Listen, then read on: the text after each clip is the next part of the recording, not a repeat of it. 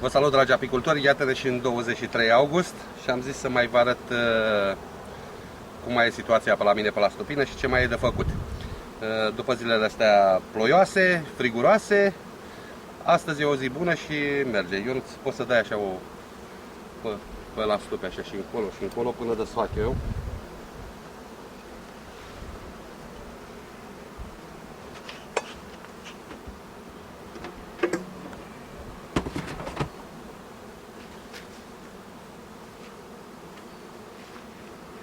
Așa, atâta numai.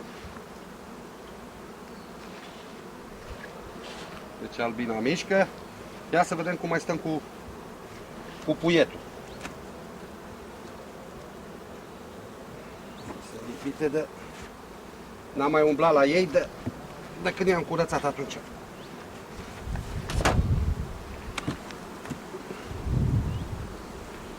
Așa. Vedem noi ce avem aici. Mai avem puiet sau nu mai avem puiet?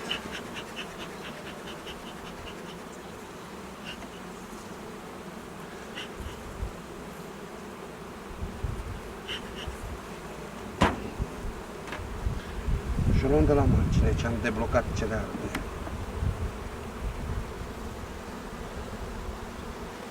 Aici mâncare și restul miere de mană băgată. Ce-a băgat miere de mană, că una m-a înțepat pe mască.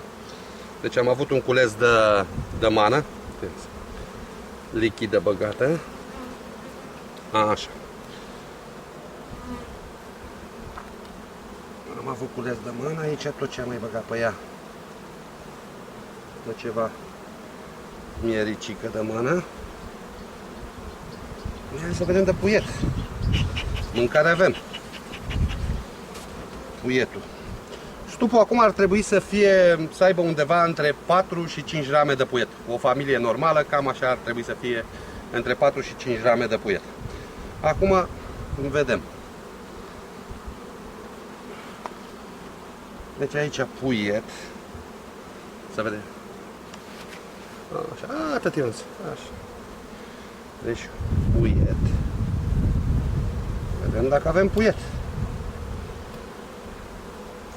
Mai dăm un pic de fum, că sunt nervoase după.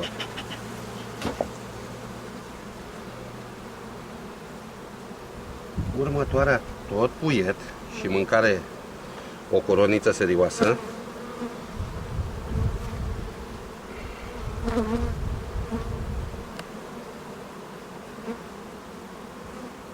Aici ce avem? Deci tot puiet. Ionuț, o să dai așa, să vede? Da. Așa. Puiet. Ia să vedem mai departe.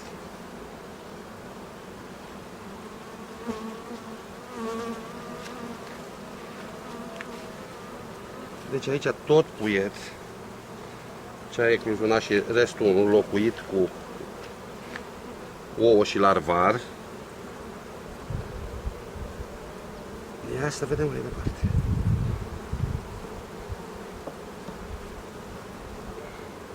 Aici tot puiet.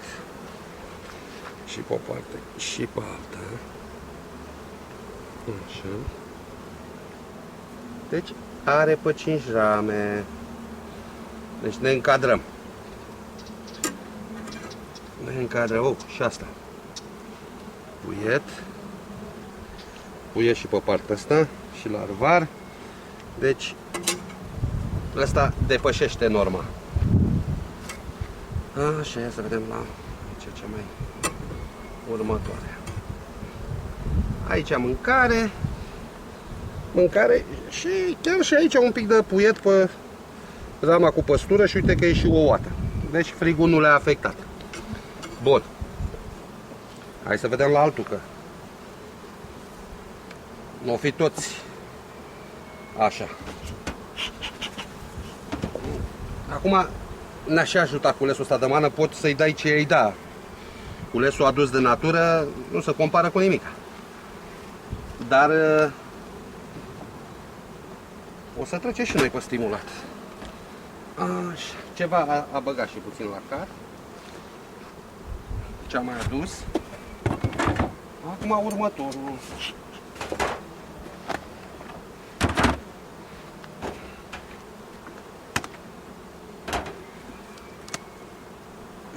Așa, puținică miere săltată.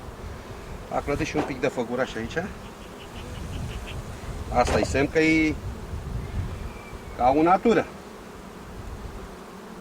Deci polen aduce ca lumea. În privința la polen nu ne văităm. Ia să vedem.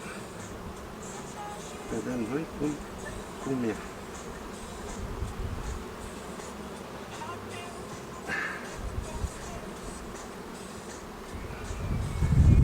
Deci aici miere. Acum a băgat mană câtă. Mană multă. Dar așa cum merg eu de pun una la mijloc și două în margine, deci astea vor fi scoase și mierea de mană va fi dată afară. Restul va rămâne coronițele cu miere bună. Și chiar dacă mai rămâne un strat subțire, până va veni iarna, le va consuma, nu-i problema. Acum vedem. Deci aici puiet, că a ecluzionat și pe partea asta cum a ecluzionat.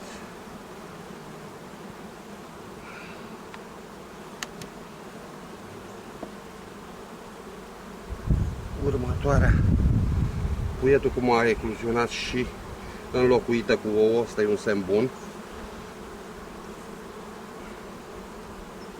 Să vedem acum. Aici puiet. Puiet și pe partea asta și larvar și de toate.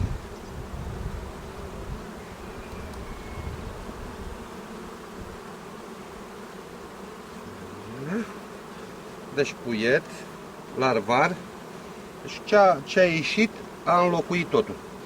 Deci lucrurile merg foarte bine. Aici puietul plac acum. Puiet căpăcit. Au câtă frumos e bătută. Așa. Coronițe nu se mai pune problema. Avem. Vedem și următoarea. Același lucru, puiet căpăcit. Și pe partea asta păstură.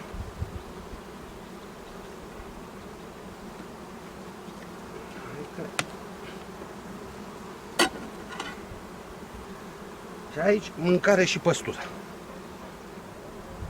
Așa, și cea de la Marne placă cu miere. Deci cam așa arată stupii. Acum hai să mai desfăcem unul să vedem dacă ne încadrăm aici. Stai cu minte, uite una nervoasă după ploaia asta. Așa. Zilele astea am să extrag mierea de mană, am să o scot ce a săltat în catul și am să le dau caturile jos. Am 2 minute de filmat. Oh. De ce se termine, Valerie? Ca memoria. Ce să, mai sunt 2 minute de filmat acum, nu știu, o să filmez în continuare și dacă se întrerupe, vă zic de acum că vă doresc multă sănătate și numai bine. Aici, ăsta e chiar greu și în cate, uite ce a făcut aici.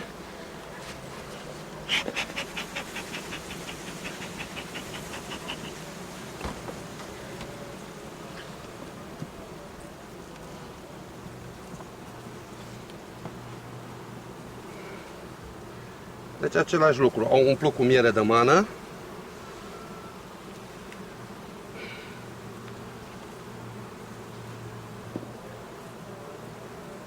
Aici, tot așa, miere de mană băgată. Ia să vedem mai departe, dacă avem puiet. Deci puiet căpăcit, ramă cu puiet căpăcit. Ia eu nu uite așa. Să vede așa. Să vede, să vede. Așa.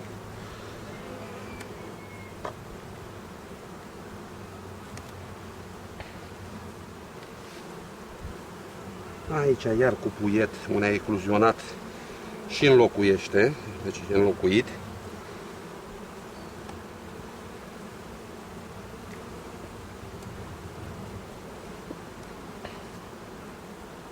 puiet. Puiet și aici am locuit totul. Unde a ieșit.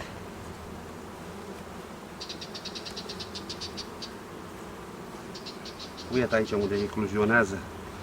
Și iese, uite cât dă bine.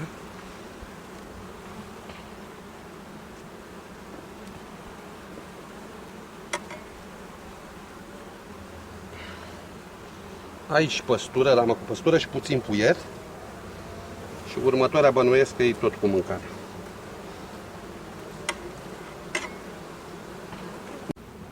Și așa cum v-am zis, am mai șters din filmări și ca să mai pot să mai vă filmez puțin aici. La noi lucrurile merg bine, polen aduce, nectar am avut de la mană, deci lucrurile au mers foarte, foarte bine. Acum ce vreau să vă zic pentru dumneavoastră, cei care nu aveți cu atâta mâncare asigurată, hrana și sunteți nevoiți să faceți completare, nu stați cu 1 la 1, intrați direct cu 2 la 1, cantități mai mari. Dacă nu se poate, pune catul și în locul cat un lighean pus cu sirop și umplut cu paie și ele își vor trage în cat. Deci catul pus deasupra, scoase ramele dinăuntru și veniți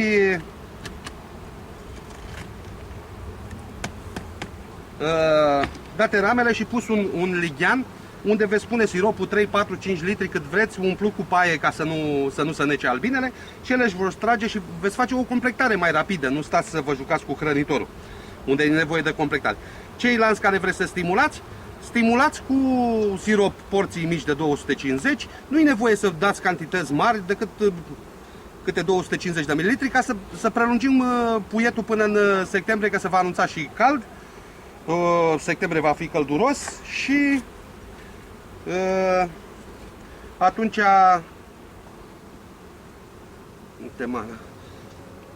veți... De cum arată mana.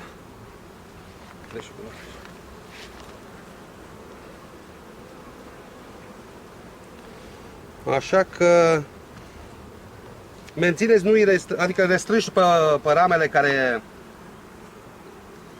care sunt ocupate cu albină și date câte o ramă, ajutat cu o ramă la mijloc de culoare închisă, dată porții mici cu protofil, cu siropul dat cu protofil sau ceaiuri ce aveți acolo și puneți și dați ca să mențineți puietul cât mai mult, că septembrie se anunță călduros și e păcat să nu aveți. Și e important că neavând puiet acum, dacă nu aveți puiet atât de mult, gândiți-vă că dacă îi dați o cantitate, uzați albina care e în stup. Acum nu mai are cine să iasă, să țese de pe 2 rame, nu prea țese prea mult puiet ca să ai de iernat.